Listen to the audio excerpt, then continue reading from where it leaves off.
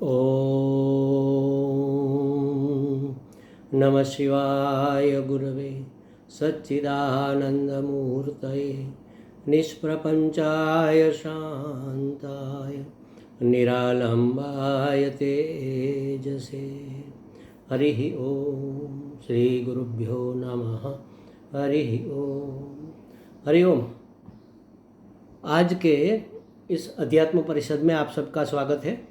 आज का प्रश्न दिल्ली नोएडा से शोभा पुरवार जी का है। उन्होंने हमारे किसी प्रवचन में सुना था कि आत्मा परमात्मा इनसे भी परे एक विश्व है जो भगवान के मन में छिपा है। ये शायद सृष्टि सर्जन की प्रक्रिया में कहीं आया होगा, भागवत जी के अंतर्गत या किसी और प्रवचन में। तो इसको समझना चाहती है कि आत्मा परमात्मा इनसे भी परे एक विश्व जो भगवान के मन में छिपा है। अब देखो प्रभु जी, आत्मा और परमात्मा अलग तो नहीं, हम समझने का प्रयास करते हैं। आत्मा और परमात्मा अलग तो है नहीं, एक ही तत्व का नाम आत्मा है, उसी तत्व का नाम परमात्मा है। जैसे एक छोटे से घड़े के अंदर जो जगह है उसको हम घटाकाश कहेंगे, और इसके बाहर जो खुला है उसको महाकाश कहेंगे। तो आकाश में कोई फर्क नहीं है, वह आकाश और यह आकाश कोई अलग नहीं हो गए, एक ही है। लेकिन घड़े की ये जो दीवार है चारों ओर, ये दीवार की वजह से इसका हमें अलग अस्तित्व प्रतीत होता है नहीं, अनुभव में आता है कि ये अलग है। इसलिए इसके अंदर अभिव्यक्त हो रहे आकाश को हमने घटाकाश कहा, और बाहर हर जगह जो दिख रहा है अवकाश उसको हमने महाकाश कहा। उसी तरह इस एक शरीर में या तो किसी एक जीव के अंतर्गत जो चैतन्य अभिव्यक्त हो रहा है, व्यष्टि परिच्छिन्न चैतन्य ऐसा कहते हैं। व्यष्टि परिच्छिन्न चैतन्य माने एक व्यक्तित्व में जो अभिव्यक्त हो रहा है, व्यष्टि परिच्छिन्न चैतन्य को हम आत्मा कहते हैं ज़्यादातर। और सबके व्यष्टि, सब व्यष्टि को कहते हैं समष्टि। समष्टि के अभिमानी चैतन्य को हम कहते हैं परम आत्मा। परम माने अत्यंत विशाल, महान, सबसे उत्कृष्ट। तो आत्मा और परमात्मा एक ही है। तो आत्मा परमात्मा इनसे भी एक विश्व है जो भगवान के मन में है। तो सृष्टि सर्जन कैसे हुआ, समझो महाराज। भगवान ने, या परम तत्व कह लो, परम चैतन्य कह लो, सच्चिदानंद स्वरूप, एक रस आनंद स्वरूप तत्व कह लो, उसने संकल्प किया सो कामयतः, उसने कामना की कि मैं बहु हो जाऊं। एक ही हूँ मैं, एकमेवा द्वितीयम परमात्मा है। उसने सोचा कि मैं अनेक रूप हो जाऊं। तो बस आँख बंद करके जैसे हम सोचते हैं, जैसे स्वप्न आता है उसी तरह उसको एक समझो कि स्वप्न का सर्जन हुआ। तो उस आत्मा ने, उस परमात्मा ने, उस भगवान ने तस्मात् एतस्मात् आत्मानः आकाश संभूतः, उस परमात्मा की कल्पना में वही परमात्मा ने आकाश रूप में अभिव्यक्ति की। माने आकाश का वेश पहना। आकाशाद वायु, आकाश से वह वायु रूप में बना। वायु रूप में रहा हुआ परमात्मा अग्नि रूप बना। अग्नि रूप में रहा हुआ परमात्मा जल रूप बना। जल रूप में रहा हुआ परमात्मा पृथ्वी या धरती रूप बना, मिट्टी रूप बना।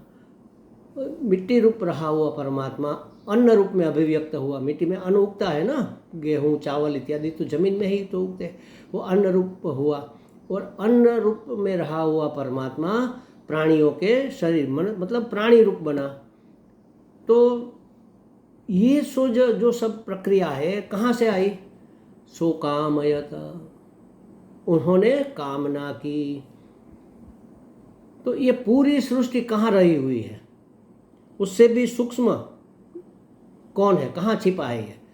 भगवान की कामना में। और कामना कहाँ होती है? भगवान के मन में।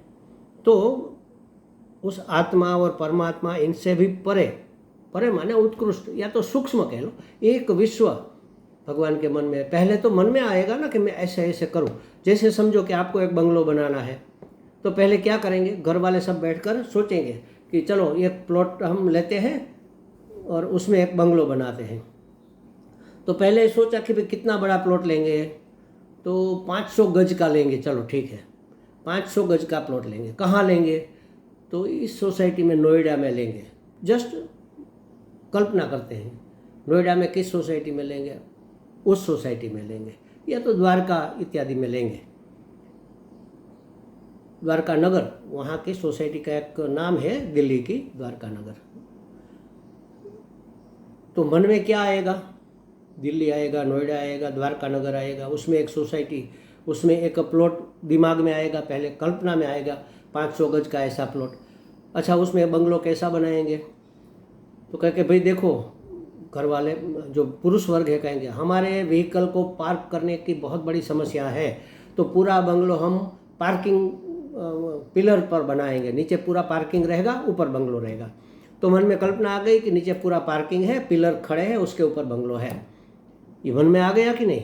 फिर माता जी ने कहा कि भाई हमारा तो अलग कमरा और हमारा एक पूजा रूम चाहिए। बड़ी अम्मा जो थी, दादी माँ, उसने कहा हाँ माता जी आपके लिए चलो एक ये कमरा, उसके अटैच या तो उसके संलग्न नज़दीक ही एक पूजा रूम। और घर के मालिक जो पुरुष थे उसने कहा मेरा मास्टर बेड इस जगह रहना चाहिए जहाँ इतनी बड़ी बालकनी हो, सब पूरा बाहर से व्यू आए, ऐसा दिखे गार्डन की ओर हमारा रहना चाहिए। तो बेटी ने कहा कि नहीं, मुझे इस वायव्य कोण में रहना है जहाँ हवा उजास ठीक हो और मुझे पढ़ने लिखने में आसानी हो। सब ने अपनी अपनी बात कही। अब जो बंगलो बनाना है, जिसको मकान मालिक जो है, मतलब पुरुष जो है जो घर का संचालन करता है, उसके दिमाग में ये पूरा बंगलो का चित्र आ गया कि नहीं आया, आ गया ना। बस उसी तरह पहले तो हमारे मन में आता है ना, मन में छिपा होता है पूरा बंगलो, पूरा बंगलो का डिज़ाइन, उसमें जो जो सुविधा है ये सब। और बेटे ने कहा कि नहीं दादाजी या तो पापा जी, हमें एक छोटा सा बालकनी में झूला भी डालना है, वहाँ बैठकर मैं झूला झूलूँगा। तो ये सब चीज़ें हमारे दिमाग में पहले स्पष्ट हो गई, जैसे समझो कि सामने आ गई, हमारे मन के सामने स्पष्ट हमें दिखने लगा कि यहाँ ये कमरा है, यहाँ झूला है, यहाँ गार्डन है, यहाँ पार्किंग है, यहाँ पिलर है, ये सब है, यहाँ किचन है। गृहिणी ने कहा कि मुझे तो ऐसा किचन चाहिए जिसमें अटैच स्टोर रूम हो, मुझे जो चीज़ चाहिए पास में ही मिल जाए। ये सब चीज़ें जो बंगलो बनवाने वाले मालिक थे उसके दिमाग में आ गई कि नहीं आई। तो जो बाहर दिख रहा है, अब बंगलो बन गया, समझ लो बन गया, सब कल्पना के अनुसार ही बना। अब मालिक बैठा है अपने सोफे पर, तो उसका जो लिविंग रूम है छोटा सा है, उससे बड़ा क्या है, उससे परम क्या है उसका बंगलो, या उसकी बंगलो से भी परम है उसकी सोसाइटी, उससे भी परम है पूरी दिल्ली एरिया। ये सब चीज़ें इससे भी सूक्ष्म, इससे भी बड़ा, और इससे भी एक परम पर एक कल्पना के रूप में उसके मन में होगा कि नहीं होगा, होगा ना। एक विश्व उसके मन में भी, उसके बंगलों का विश्व होगा। उसी तरह परमात्मा ने जब सृष्टि सर्जन की बात सोची, कल्पना की, विजृंभण हुआ, सत्व रजस तमस समान रूप में थे, उसमें थोड़ा हिला डुला तो सर्जन हो गया। तो ये काल्पनिक सर्जन है, वास्तव में विवर्त सर्जन है महाराज। हमें दिखता है इसलिए कि हम उसके एक पार्ट है। जैसे नाटक हो रहा है, नाटक का एक कोई पात्र है, वो अपने आप को वो पात्र ही समझेगा कि अरे मैं तो पृथ्वीराज चौहान हूँ, अरे मैं तो राणा प्रताप हूँ। जब वो अभिनय कर रहा है तब तो वह यही सोचेगा ना कि मुझे राणा प्रताप की तरह सब करना है। लेकिन ये जो पूरे विश्व में व्यष्टि, एक एक व्यक्ति में परम चैतन्य अभिव्यक्त हो रहा है, उसको आत्मा जिसको हमने कहा, वो आत्मा से भी परम क्या है, परमात्मा, और परमात्मा से भी परम एक विश्व और पूरा कहाँ पर है, भगवान के मन में। तो इस तरह हमने कहा होगा उस समय कि एक विश्व जो भगवान के मन में भी छिपा है, इससे परे, इससे अलग, इससे भी पार एक विश्व है जो भगवान के मन में। माने वो ब्लूप्रिंट उसके दिमाग में, उसने सोचा कि सो काम है था, उसने सोचा कि मैं बहू बन जाऊँ, अब क्या क्या बनूँ। तुरंत आने लगा मन में कि पशु पक्षी कीट पतंग पेड़ पौधे नदी तालाब बादल, बरसात, ये सब समुद्र, वायु, ये सब मैं बन जाऊं। फिर धीरे धीरे अत्यंत सूक्ष्म जो चेतन तत्व है वह थोड़ा दृढ़ हुआ तो आकाश बना, आकाश का दृढ़ीकरण हुआ तो वायु बना, वायु का दृढ़ीकरण हुआ तो अग्नि बना, जो हमें दिखता भी है। वायु दिखता नहीं है, अनुभव में आता है। आकाश तो दिखता ही नहीं, जो नहीं दिखता उसको हम आकाश कहते हैं। तो आकाश दृढ़ हुआ, वायु बना, वायु दृढ़ हुआ, अग्नि बना, अग्नि हमें अनुभव में आया, अग्नि दृढ़ हुआ, जल बना, जल दृढ़ हुआ, पृथ्वी बनी, पृथ्वी दृढ़ बनी, अन्न हुआ, अन्न दृढ़ बना, हमारा शरीर बना। तो दृढ़ बना माने जड़ता को प्राप्त होता गया, धीरे धीरे नक्कर सॉलिड होता गया। तो ये सब चीज़ कहाँ रही थी?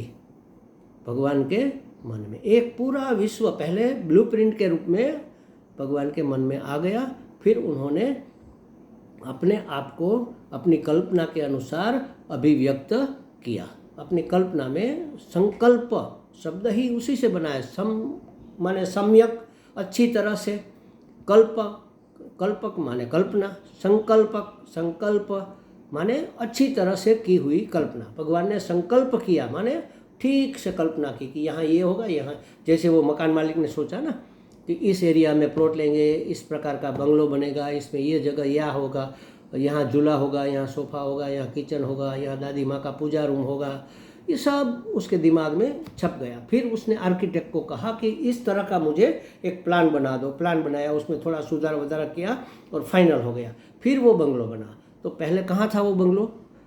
उस मकान बनाने वाले के मन में। उसी तरह इस विश्व के सर्जन करने वाले विश्व सृष्टा परमात्मा में, भगवान के मन में ये पूरा विश्व छिपा हुआ था, वहीं से ये अभिव्यक्त हुआ। ऐसा इसका मतलब है। इस दृष्टि से हमने उस समय कहा होगा, हमें अभी याद नहीं है, लेकिन इसका अर्थ तो यही होता है। हमें लगता है शोभा जी को कुछ स्पष्टता हो गई होगी। एक सूचना सुनने सभी वालों को हमें ये कहनी है कि परसों से पुरुषोत्तम मास शुरू हो रहा है, जिसको मल मास कहते हैं। ये शुरू हो रहा है, उसमें पुरुषोत्तम भगवान की बहुत भक्ति करनी चाहिए। पुरुषोत्तम सहस्त्र नाम स्तोत्र है, उसका अगर हो सके तो पाठ भी करना चाहिए। और कम से कम 15वां अध्याय गीता जी का पुरुषोत्तम योग, उसका डेली पाठ करना चाहिए। विष्णु सहस्त्र नाम का डेली पाठ करना चाहिए। तो ये विशिष्ट जो मास होते हैं ना, उसका एक ओरा अलग से होता है। उसमें किया हुआ पुण्य कार्य या साधना अनेक तरह से फलप्रद होती है। इसलिए कल हम जाएंगे यहाँ से नर्मदा के किनारे किसी एक आश्रम में, और वहाँ 1 महीना हमारी साधना चलेगी। तो उस साधना में हमारा मौन रहेगा। सुबह से लेकर शाम के करीब 6 बजे तक मौन रहेगा। 6 बजे के बाद मौन खुलेगा और मंदिर की आरती होगी, भिक्षा होगी, थोड़ा नर्मदा स्नान या नर्मदा तट पर बैठकर थोड़े जाप वाप किए जाएंगे, और फिर भोजन होगा। और भोजन के बाद एक सत्संग प्रवचन रहेगा हमारा हिंदी में, उसको हम प्रसारित भी करेंगे। हम सोचते हैं कि श्रीमद् भागवत जी का 3 स्कंध तो हो गया है, 4थे स्कंध की चर्चा हम शायद करना चाहते हैं। देखते हैं भगवान की क्या प्रेरणा होती है, उस प्रकार से सत्संग चलेगा। बीच में 10 दिन की छुट्टी रहेगी। उस 1 महीने के बीच में 10 दिन की छुट्टी रहेगी। 25 तारीख से लेकर 1 तारीख तक सत्संग भी नहीं होगा और मौन भी रहेगा। तो इस पूरे महीने में अगर किसी साधक को, हमारे किसी मित्र को कोई प्रश्न है, तो वह हमें व्हाट्सएप में वॉइस मैसेज के रूप में और लिखकर भेज दे। तो शाम को जब हमारा मौन छूटेगा उस समय शायद हम इसकी चर्चा, समय मिलेगा तो कर लेंगे, कुछ न कुछ जुगाड़ कर लेंगे शाम को। और 9 बजे के बाद तो हम सो जाएंगे वहाँ पर। 9 सवा 9 बजे से ज़्यादा हम जागते नहीं वैसे भी। तो उससे पहले अगर किसी को बात करनी है तो 6 से 9 के बीच में आप हमसे बात कर सकते हैं। जब सत्संग चल रहा होगा उस समय तो हमारा फ़ोन बंद रहेगा, उस समय आप फ़ोन करेंगे, कॉल करेंगे तो लगेगा ही नहीं। लेकिन आप मैसेज कर दीजिए, अगर कोई मिस कॉल हुआ तो हम सामने से आपका संपर्क करेंगे। हरि ही ओम।